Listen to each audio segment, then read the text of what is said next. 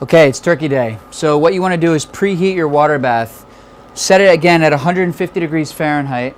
Allow the machine to heat up for a good 30-40 minutes before you actually re-therm the meat. We call it re-therming because what we're going to do is actually bring the temperature back to the turkey that we've had in the refrigerator. So what I've done is I've taken it out of the refrigerator, we've already cooked it, we've dropped it into this water bath that's set at 150, and we're going to allow that to sit in here and re-therm for about 30 minutes to an hour. You want the inside of that turkey to get back up to 150 degrees Fahrenheit before you actually finish it. While that's re-therming, you can take your thighs out of the refrigerator, which have been pressing overnight. Remove them from the bag. I've preheated a sauté pan over here with about a quarter cup of vegetable oil. Take your thighs out of the bag. And there's a lot of moisture in there, so what we're going to do is actually take some paper towels and just pat these thighs dry before we actually go into the sauté pan with it.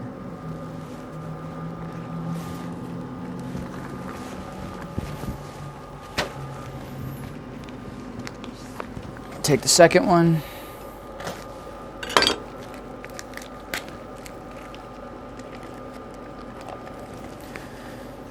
Pat this dry as well.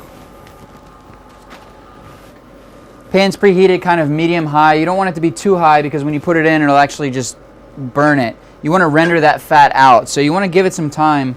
Start out a little bit slower and then turn it up as you need to get that skin nice and crispy.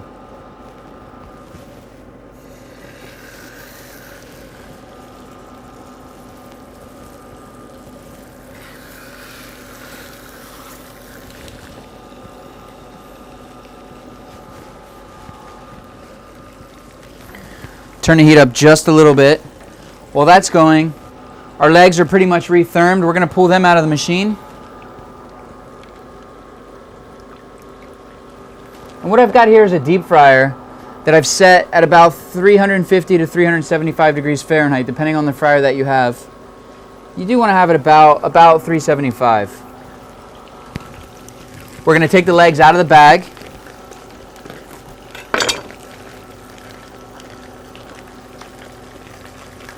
Again, these have been brined.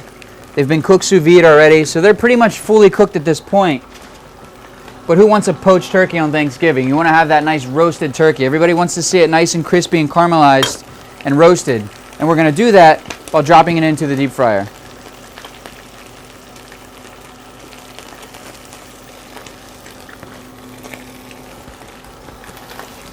We're going to open the fryer lid.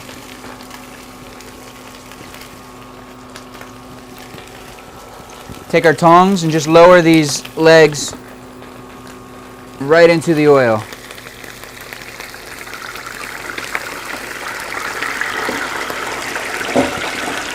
Close the lid, and you want to do these one at a time. I mean, obviously if you have a bigger fryer you can put more into it, but turkeys are such a large animal that you can actually get everything going, get it finished, lay it out onto a platter, and it's actually going to retain all that heat, and by the time you finish everything, you'll be ready to bring it all to the table.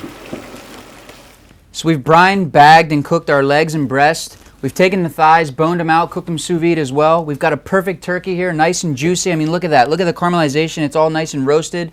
There's not a single piece of turkey on here that's not moist. You can cut it in perfect little shapes. It's not a mess, nice and clean, and it's that easy with the use of an immersion circulator, a vacuum sealer, and a little bit of imagination.